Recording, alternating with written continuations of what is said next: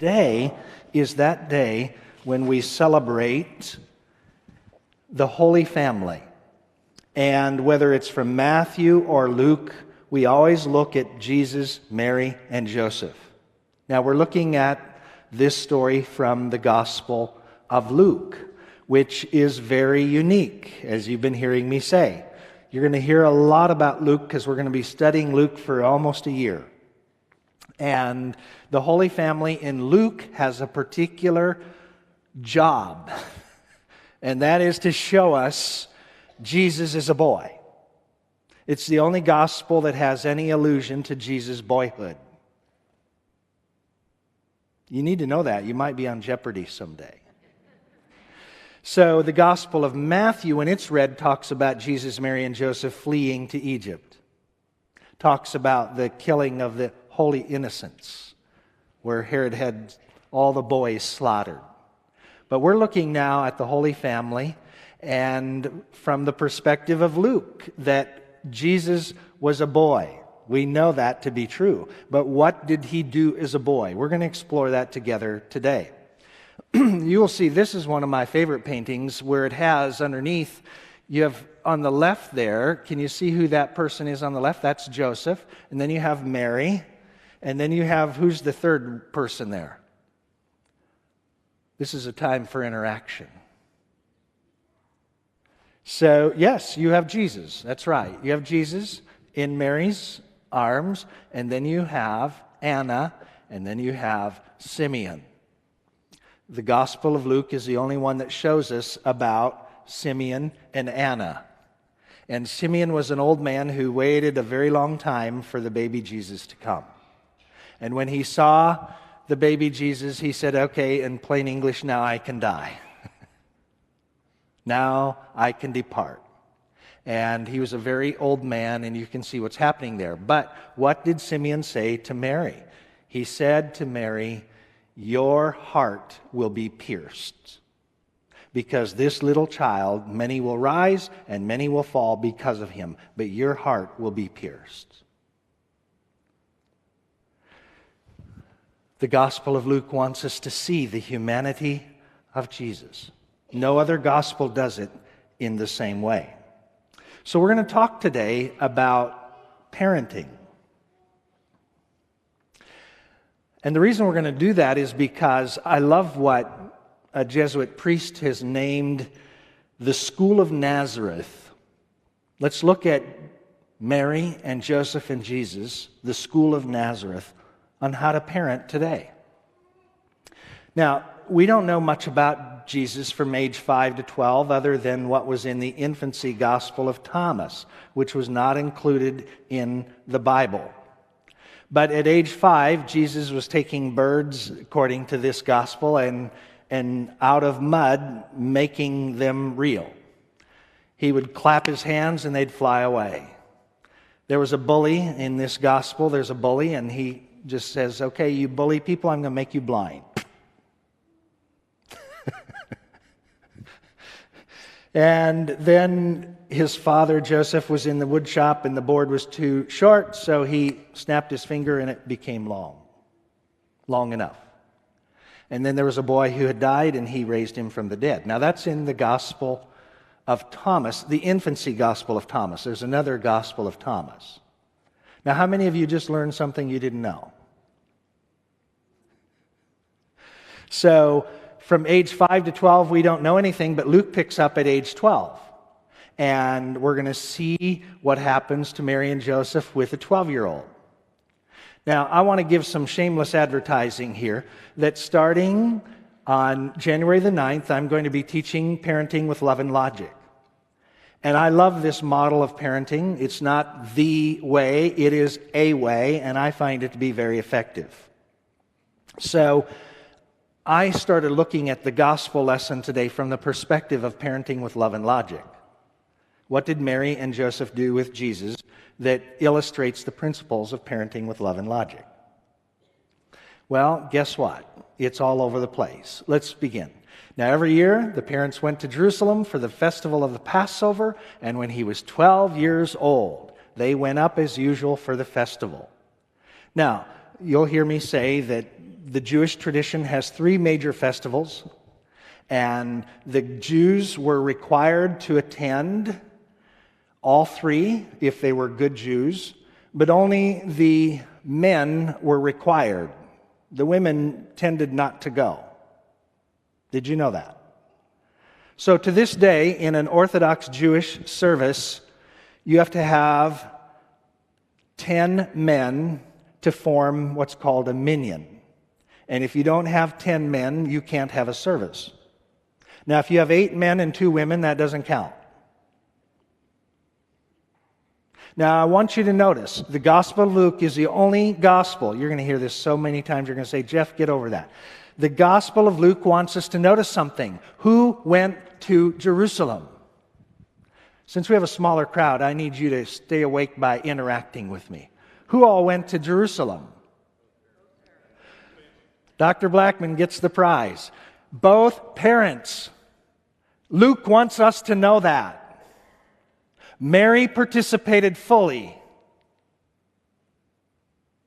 And why is that important? Here's parenting principle number 1. Those of you who want to take the class, you're going to hear this again. Parenting principle number 1, according to Love and Logic, is create as much structure and ritual and tradition as possible because it creates security for children. In spite of what children may say, children love structure, love ritual, love tradition. It's our primary way of knowing we're safe.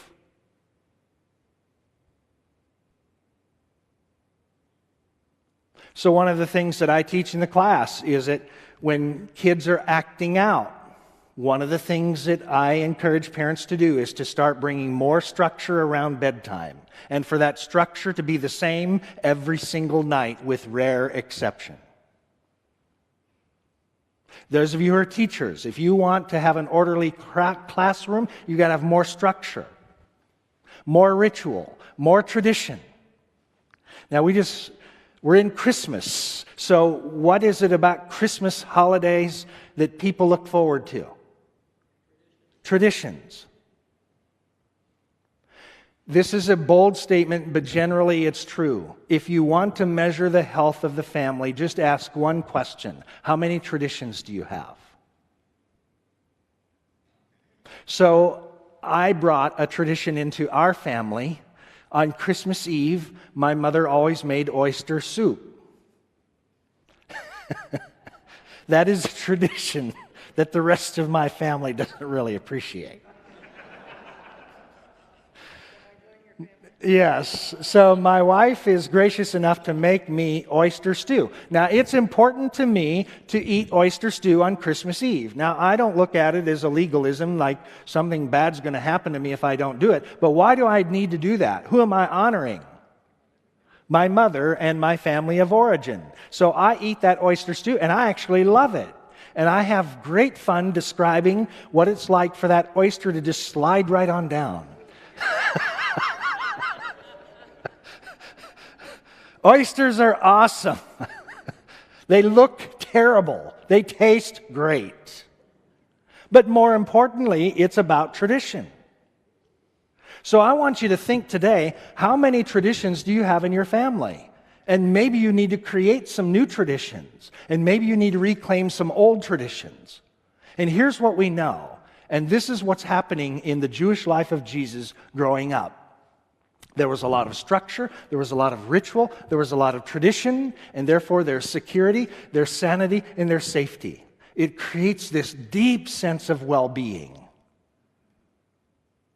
And Jesus' Jewish life comes out in spades.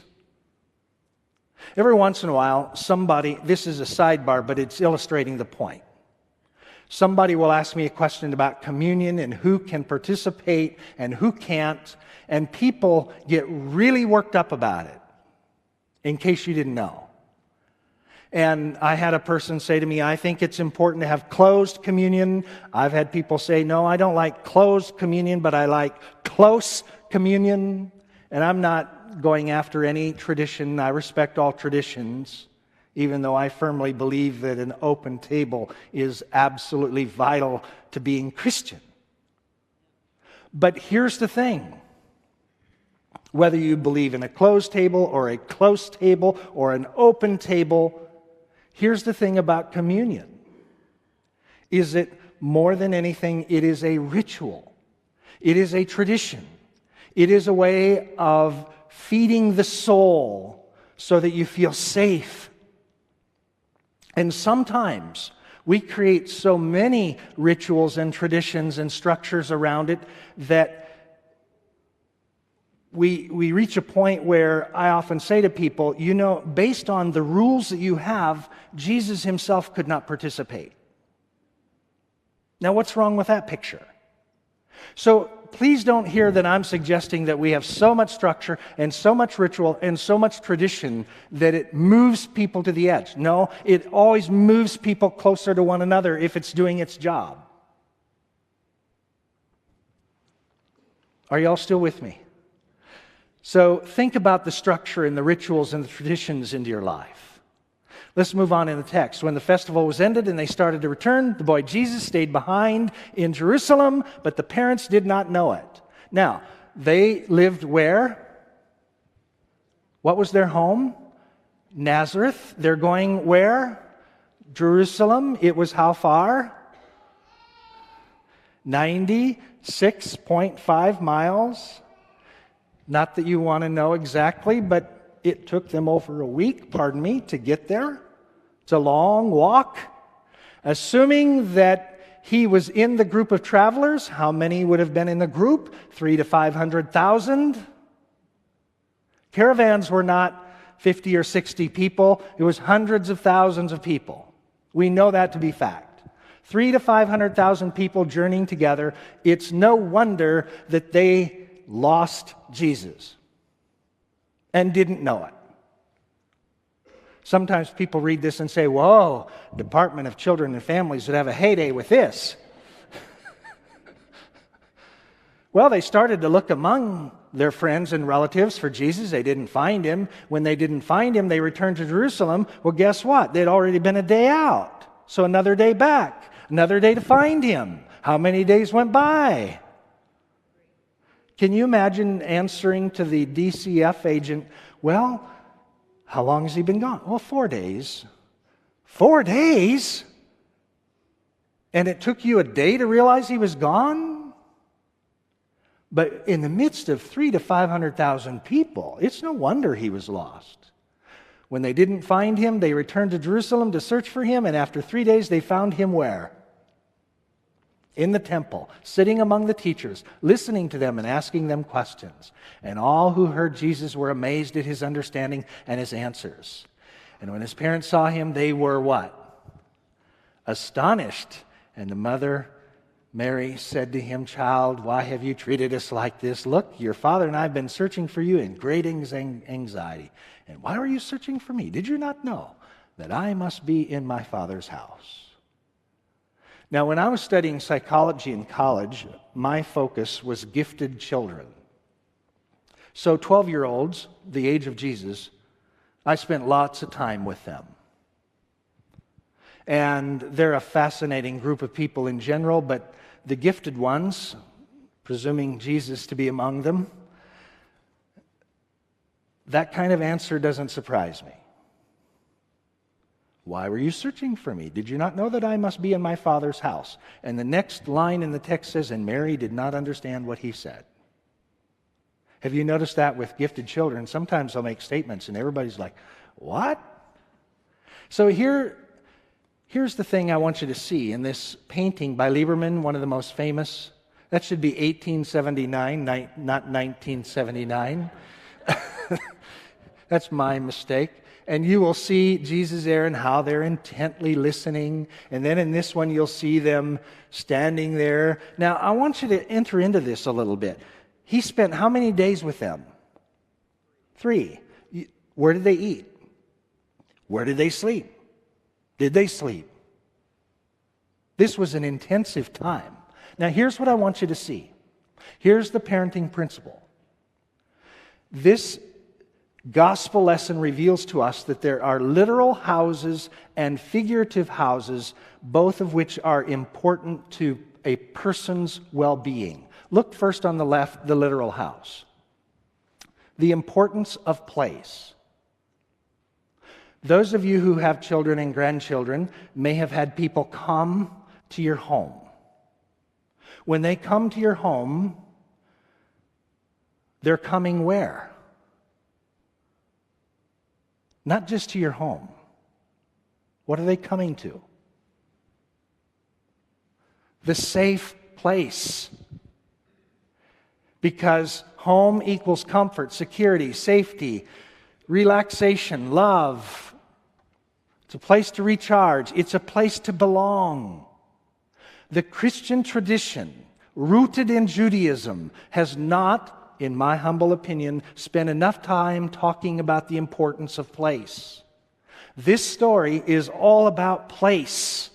Jesus had his home in Nazareth, and he had his home in the temple. And he had his home where he had a sense of belonging, and the figurative home was the sense of community. And he had belonging in a place and belonging in a people. And we tend to say, well, the community is what's important, not the place. And that is not true. Now hear this, please. I have provided pastoral counseling to a number of families whose last child goes off to college and then they move to a different house. And then they wonder why it's such a big deal. The kids don't want to go there as often. Now, what's that about? Place. Place mattered to Jesus, and it matters to us, whether we realize it or not. Because place indicates this is a literal house where I can be myself. And we also need the figurative houses. They're not mutually exclusive. We need them both. They're both sides to the same coin. Now, this is a typical home in Nazareth. I've studied this, and I don't say that arrogantly. I'm just wanting you to know we have our notion of house that is very different than what it was for Jesus. Now, for Jesus, that open area, that's where people spent most of their time. The doorways is where they slept.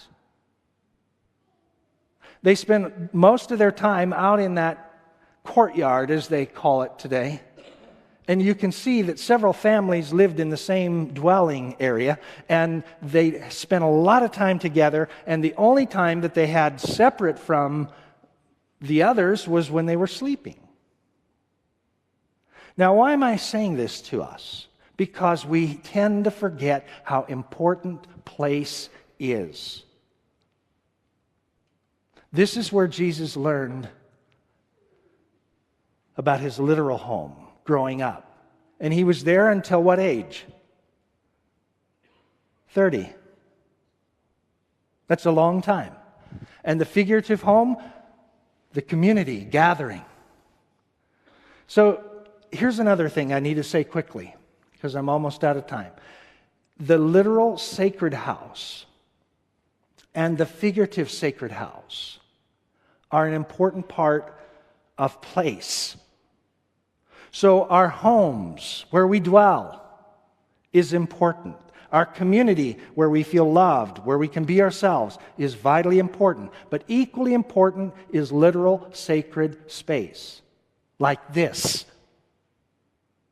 So I had a baptism the day after Christmas, right here. And the family, most of them were from Minnesota.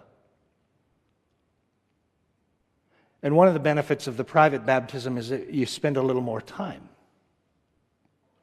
And the grandfather said to me, I'm so thankful that we could have the baptism here in this sacred space. I said, tell me more. He said, the older I get, the more I realize the value of sacred space. I said, tell me more. The older I get, the more I realize I like my home, but I need sacred space. Why do you need sacred space? I like to ask questions. Have you noticed that? Well, I need sacred space because I need peace. I need to go to a place where I can just be at peace. And here's the other thing, and Jesus is demonstrating this. Luke wants us to know that the temple mattered to Jesus and that sacred space ought to matter to us.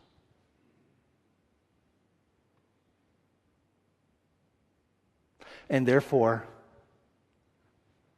the safe place for Jesus was not only sacred in that it was a temple dedicated to God, but it was a safe place for him to ask questions. That's what the text says.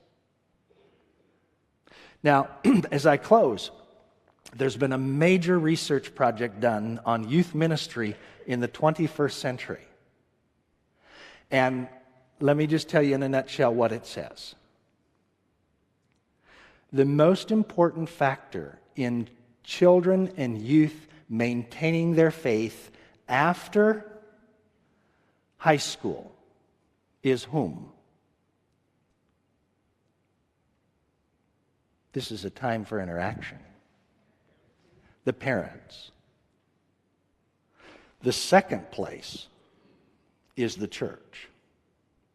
And the person doing the research says that for parents and for the church, we both have a role.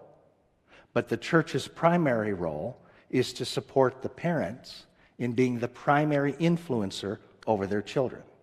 And this major research that came out of Princeton says that youth want sacred space and youth want places where they feel at home, where they can relax and be themselves. And the whole study says, don't forget the importance of place. So that's the sermon today. What are you going to do about it? You don't have to tell me right now, but what do you feel like God is calling you to do? Let's have a moment of silent prayer.